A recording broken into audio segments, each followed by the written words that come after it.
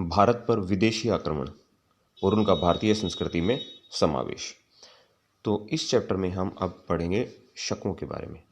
तो ये शक कौन थे, कहाँ से आए और उन्होंने कहाँ कहाँ पे भारत में राज्य किया और किस तरह से ये भारत की संस्कृति का हिस्सा बन गए। तो ये सब हम इस कंसेप्ट में समझेंगे। तो ये आए कब? ये आए प्रथम शताब्दी ईसा पूर्व, भारत में आए। कहाँ से आए? उत्तर पश्चिमी सीमा से आए। ठीक है, वहाँ इन्होंने आक्रमण किया।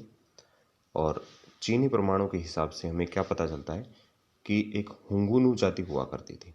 ठीक है, तो हुंगुनू जाति के लोगों ने अटैक किया यूची जाति पर। ठीक है, अब यूची जाति पश्चिम की ओर खदेड़ दी गई। ठीक है, पश्चिम की ओर उसने पलायन कर लिया। और जब यूची उधर गई तो उसने किसको वहां से खदेड़ा? शक जाति को खदेड़ा। और शक जाति को किधर पलायन करना पड़ा? शक जाति को दक्षिण की ओर पलायन करना पड़ा।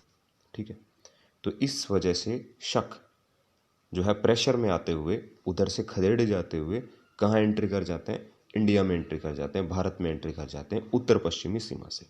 ठीक है, एक छोटा सा हमें यहाँ पे ये इंफॉर्मेशन मिलती है छोटी सी। शकों ने कहाँ अधिकार किया?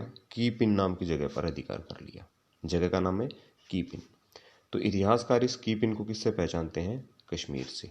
तो यहाँ पे कीपिन का मतलब क्या हुआ? कश्मीर। तो शकों ने कश्मीर पर अधिकार कर लिया था। ठीक है, एक कीपिन का हमें पता चलता है।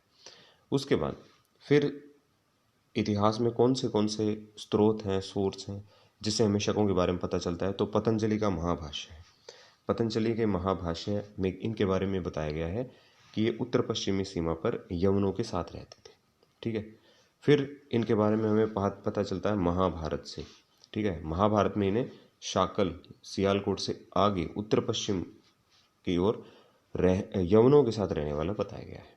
तो दो सोर्सेस हैं हिस्ट्री के जिनसे हमें शकों की इंफॉर्मेशन मिलती है। एक है पतंजलि का महाभाष्य और दूसरा है महाभारत।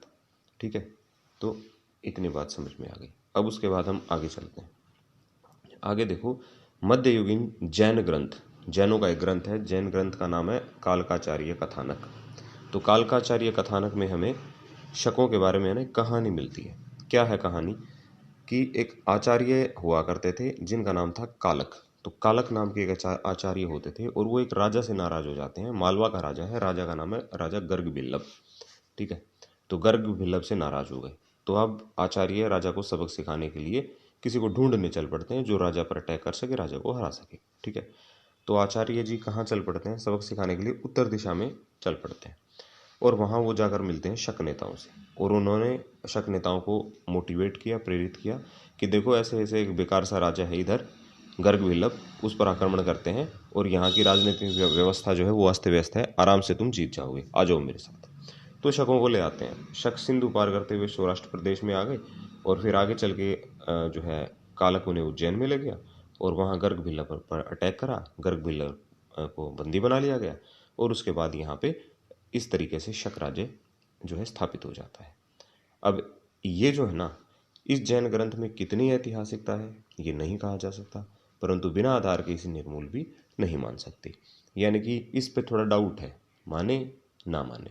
बिल्कुल निर्मूल भी नहीं मान सकते कि बिल्कुल कोरी कल्पना है, और कुछ लोग मानते भी हैं। राइट, तो ये बात है।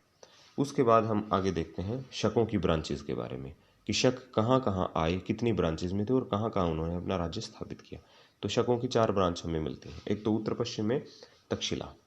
ठीक है, फिर पश्चिम में उज्जैन में अपना शासन स्टेब्लिश करते हैं, पूर्व में मथुरा में अपना राज्य चलाना शुरू करते हैं और दक्षिण में नासिक में। तो इस तरीके से भारत में शकों के 4 राज्य मिलते हैं, 4 ब्रांच हैं इनकी। तक्षशिला, इधर उज्जैन, मथुरा और नासिक।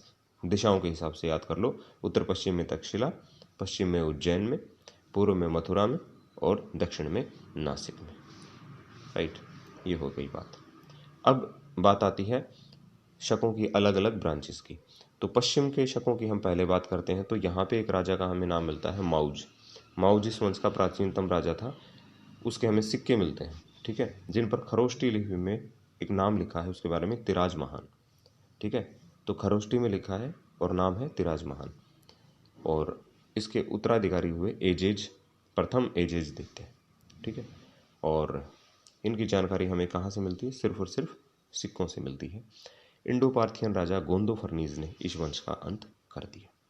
तो इंडो पार्थियन राजा था, उसका नाम था गोंदो फर्नीज, उसने तक्षशिला के जो है ये शक थे इस वंश का अंत कर दिया था। फिर आगे हम देखते हैं मथुरा के शक। तो मथुरा से प्राप्त सिंह शीर्ष से हमें राजुल व सोडाव राजाओं का उल्लेख मिलता है। ठीक है, सिंह शीर्ष है और सिंह शीर्ष से 2 राजाओं का जिक्र मिलता है, राजुल और सोडाव। इन दोनों को महाक्षत्रप कहा गया है। महाक्षत्रप मतलब बड़े गवर्नर। तो इस वंश की स्वतंत्रता कनिष्क के शासनकाल में समाप्त हो गई। कनिष्क जब आता है तो इनकी आज़ादी खत्म कर देता है, उस एरिया को जीत लेता है। जब महाक्षत्रप खरपल्लान और क्षत्रप वनस्पर ने कनिष्क की अधीनता को स्वीकार कर लिया था। तो कनिष्क के अंडर आने वाले जो महाक्षत्रप थे मथुरा के शकों में, वो कौन थे? खरपल्लान और जो है वनस्पर। ये किसके अंडर चले गए? ये कनिष्क के अधीनता इन्होंने स्वीकार कर ली। तो इस प्रकार से मथुरा के शकों की हमें ये जानकारी मिलती है। तो राजुल का मथुरा से प्राप्त सिंह शीर्ष, ठीक है, 1वीं शताब्दी का लेख है ये। तो अब हम बात करेंगे नासिक के शकों के बारे में। तो नासिक के शकों में हमें 2 राजाओं का जिक्र मिलता है, एक है भूमक और एक है नहपान। इसमें नहपान जो है वो एक शक्तिशाली राजा था। नहपान इस वंश का शक्तिशाली राजा था। अब इसके राज्य की बात करें तो इसका राज्य कहां से कहां तक फैला था? तो इसके राज्य में राजस्थान, गुजरात, पश्चिमी मालवा, उत्तरी कोंकण, नासिक और पूना का इलाका शामिल था। तो ये इसका राज्य था इतने एरिया में।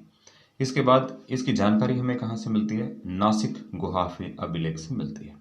तो नासिक गुहा अभिलेख से हमें किसकी जानकारी मिलती है? नासिक के शकों की, नहपान की जानकारी मिलती है। और नहपान की राजधानी जो थी वो थी मिन्नगर। इस वंश का पतन किसने किया? गौतमी पुत्र शातकर्णी ने। ठीक है। और उज्जैन के शक, इसके बाद आते हैं उज्जैन के शक। तो इसकी स्थापना की थी चेस्टन ने। इस वंश की स्थापना किसने की थी? चेस्टन ने। किसकी? उज्जैन में शकों की ब्रांच की। ठीक है। इसकी मुद्राओं पर चैत्य प्रतीक मिलता है। तो इससे क्या पता चलता है कि उसने बौद्ध धर्म अपनाया था।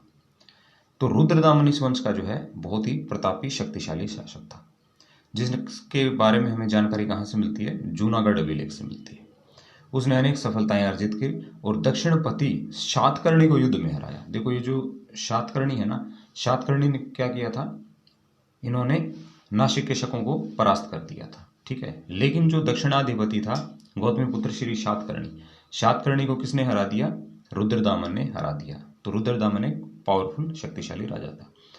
रुद्रदामन ने सुदर्शन झील का जीर्णोद्धार करवाया, यानी कि उसने सुदर्शन झील को सुधरवाया, उसमें मरम्मत करवाई। और इस वंश का अंत किसके समय में हुआ? गुप्त वंश के समय में इस वंश का अंत हो गया। तो अब हम पढ़ चुके हैं किसके बारे में? शकों के बारे में, राइट। अगले भाग में हम पढ़ेंगे कुषाणों के बारे में।